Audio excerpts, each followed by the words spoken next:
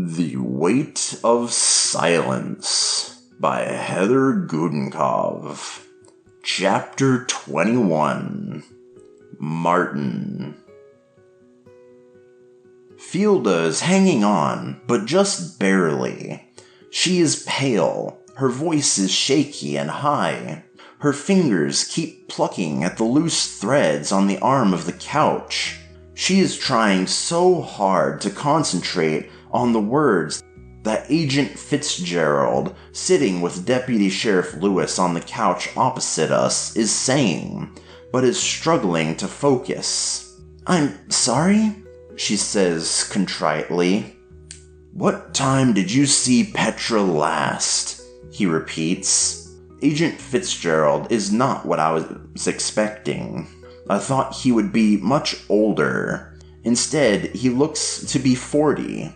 He is very short in stature, with a bulldog chin and small, feminine hands. His appearance does not fill me with confidence, and I am rather irritated with Deputy Sheriff Lewis. As he had said, this Agent Fitzgerald was well regarded in law enforcement and a force to be reckoned with.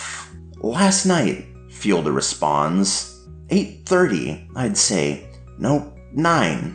It was 9 because she came downstairs once to ask me what a word meant in her book that she was reading. "What word?" Fitzgerald asked kindly. "What word? It was inedible. She wanted to know what it meant, and I told her," Fielda explains. I began to shift uneasily next to her. What does that have to do with Petra being gone? We have answered all these questions for Deputy Sheriff Lewis. I do not understand why we need to answer them again. We should be out looking for the girls. Our time would be better spent. I tell him politely, but firmly. "Mr. Gregory, I understand your concern," Fitzgerald says. "It's good for me to ask the questions also and hear your answers too. You may think of something that you didn't tell Deputy Sheriff Lewis. Please, be patient. We are all working very hard right now to find your daughter. All I know right now is that my little girl is missing, and as is her best friend. She's out there somewhere in her pajamas, and all I'm doing right now is sitting here." My voice is getting dangerously loud. "Why aren't we out there finding her?" Fielda grasps my arm and begins to cry, rocking back and forth. Shh, Fielda," I soothe her. "I'm sorry," I whisper to her. Fitzgerald leans forward. "If we focus on all the facts we have, if we look at each little piece, no matter how inconsequential, then we are more likely to find out where Petra and Callie are. So I do understand how repetitive this is for you, but it is very important." I nod. "I apologize. Please, continue. Can you give me a list of people who have visited your home in the last month or so?" he asks. Fielda sniffs and wipes her eyes with the heel of her hand. "Callie, of course, was over. Callie's brother, Ben, he delivers the paper. My friend Martha—" "Last names also, please," Fitzgerald instructs. "Martha Franklin. The 2 men from the furniture store, Brandleworth's. I don't know their names, though.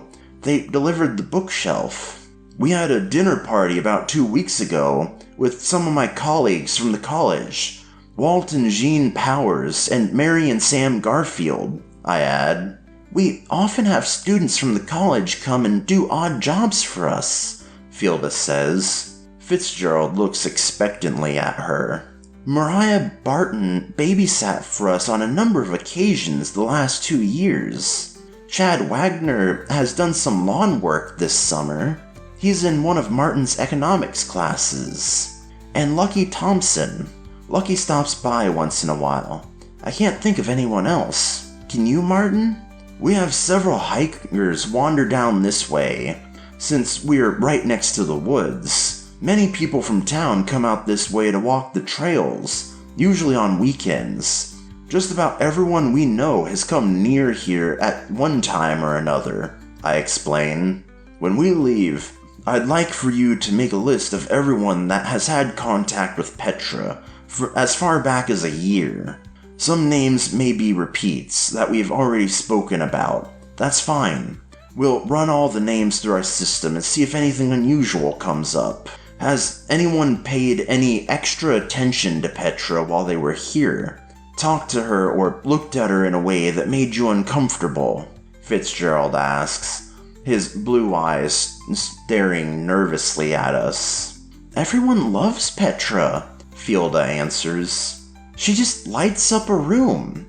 She can talk to just about anybody about anything.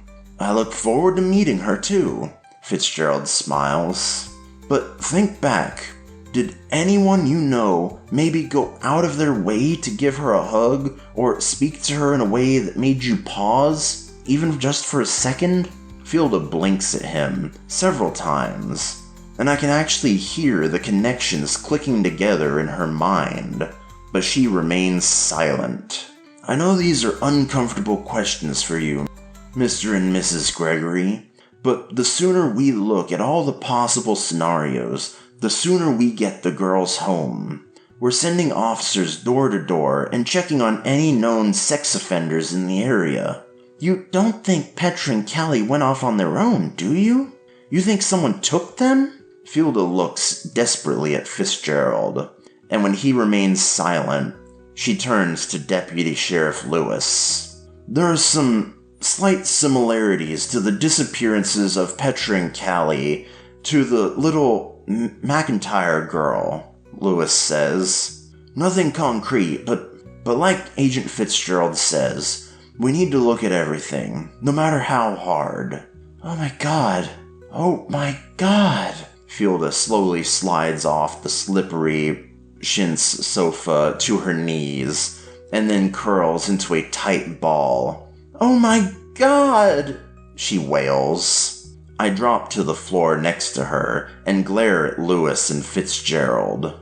Get out, I say angrily, surprising even myself. Then, more calmly add, please leave us for a moment, and then we'll talk more. Please, go. I watch the two men as they stand and unhurriedly walk out the front door into the scorching heat. As the front screen closes and latches with a soft click, I lie down next to Fielda, molding myself to her, pressing my chest to her back, tucking my knees into the soft groove behind hers, sliding my arms around her middle and hiding my face in her hair. She smells sweetly of perfume and talcum powder, which to me will forever be the odor of a deep, deep grief. Her cries do not soften, but become more fraught, and my own body rises and falls with each of her shudders.